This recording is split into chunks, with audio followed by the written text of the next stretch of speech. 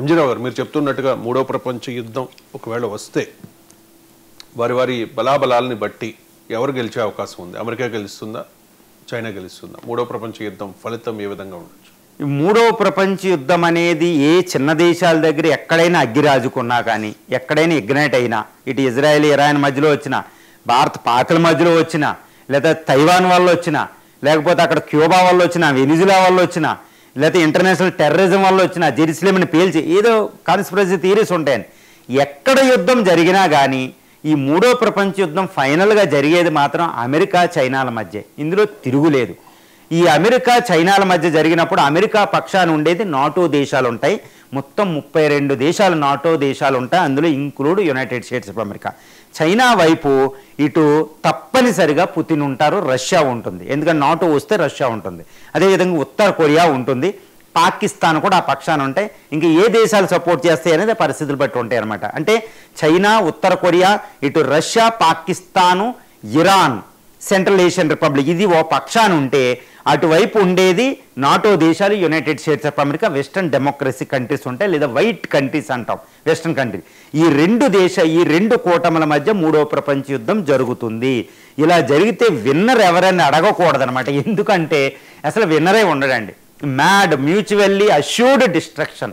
ఎందుకంటే మూడో ప్రపంచ యుద్ధాన్ని ఐన్స్టీన్ ఒక మాటతోటి అంటాడనమాట. అది ఇప్పుడు చెప్పాలి. మూడో ప్రపంచ యుద్ధం జరిగితే విన్నర్ ఎవరంటే ఈ ఐన్స్టీన్ మాట చెప్పాలన్నమాట. ఐన్స్టీన్ ఒక మాట అంటాడండి, ఆల్బర్ట్ ఐన్స్టీన్. మూడో ప్రపంచ యుద్ధం తర్వాత జరిగే యుద్ధాల్లో మానవులు రాళ్లతోనూ కర్రలతోనూ కొట్టుకుంటారంట. ఇది ఆల్బర్ట్ ఐన్స్టీన్ అన్న మాట అనమాట. ఒక వేదాంత ధోరణితో అద్భుతమైన మాట అనమాట. After third world war, whatever the wars will be happen, in which the human beings are fighting with the stones and sticks. ఆయన అదే మాట అంటాడు.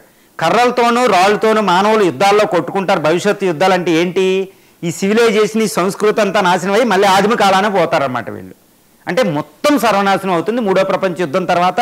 అసలు మానవ సంస్కృతిలో ఉండమని చెప్తున్నాడు ఆల్బర్ట్ ఐన్స్టీన్. ఎందుకంటే that would be the invariably, it would be the nuclear war.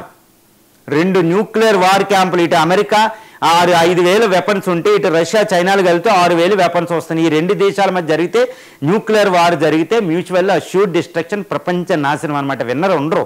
కానీ ఒక రకంగా విన్నర్ ఎవరంటే న్యూక్లియర్ అన్ని బాంబులు వేయకపోవచ్చు కాబట్టి విన్నర్ అనేది సుస్పష్టంగా చూస్తే అమెరికా విన్ అవుతుంది, చైనా విన్ అవ్వదు.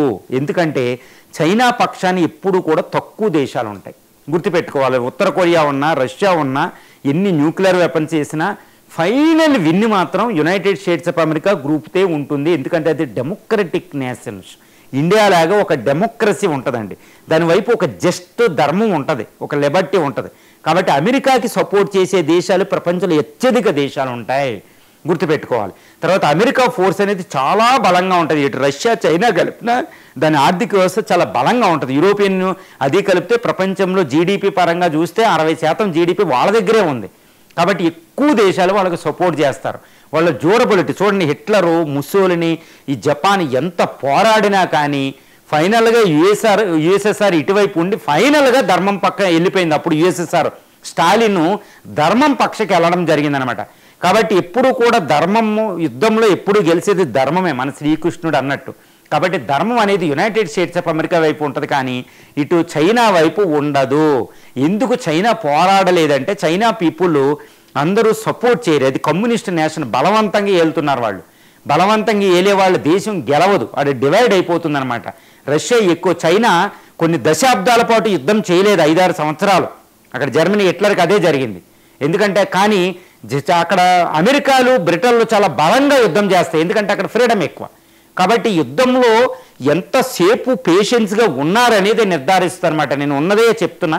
ఇటు గెలుపు ఫైనల్గా న్యూక్లియర్ వార్ జరిగి ఇద్దరు మ్యూచువల్లీ పోతారు, కానీ ఫైనల్ గెలుపు మాత్రం యునైటెడ్ స్టేట్స్ ఆఫ్ అమెరికా పక్షాన ఉండే దేశాలదే, ప్రజాస్వామ్య దేశాలదే ఉంటుంది. ధర్మం అక్కడ ఉంది కాబట్టి వాళ్ళకి ఫోర్స్ ఆర్థికంగా, సామాజికంగా, రాజకీయంగా, మిలిటరీ పరంగా ఉంది. కానీ ఇటు చైనాకి ఆర్థికంగా ఉంటుంది, మిలిటరీ పరంగా ఉంటుంది, కానీ రాజకీయంగా దానికి పలుకుబడి తక్కువ. కాబట్టి పీపుల్ దాన్ని బిలీవ్ చేయరు. ఇటు ఆఫ్రికన్ దేశాలు చైనాకి సపోర్ట్ చేయవండి, ఎవరో ఒక నియంతలు మినహాయిస్తే నియంతలే సపోర్ట్ చేయాలి దాన్ని. చైనా, ఆఫ్రికా దేశాలు, లాటిన్ అమెరికా దేశాలు గుడ్డిగా చైనాని సపోర్ట్ చెయ్యవు. ఎందుకంటే వాటికి వచ్చే ప్రయోజనం ఉండదు. అమెరికాని సపోర్ట్ చేస్తే ఎక్కువ ప్రయోజనం వస్తుంది అనమాట. కాబట్టి వాళ్ళు ఎక్కువ న్యూట్రల్గా ఉంటారు, లేకపోతే అమెరికాకి సపోర్ట్ చేయాలి కానీ చైనాకి సపోర్ట్ చేయరు. కాబట్టి 4-5 దేశాలతో చైనా విన్ను. కాబట్టి మూడో ప్రపంచ యుద్ధం జరిగితే విన్నర్ అనేవాళ్ళు ఉండరు న్యూక్లియర్ వార్లో. కానీ న్యూక్లియర్ వార్ తక్కువ జరిగితే విన్ అయ్యేది మాత్రం యునైటెడ్ స్టేట్స్ ఆఫ్ అమెరికా.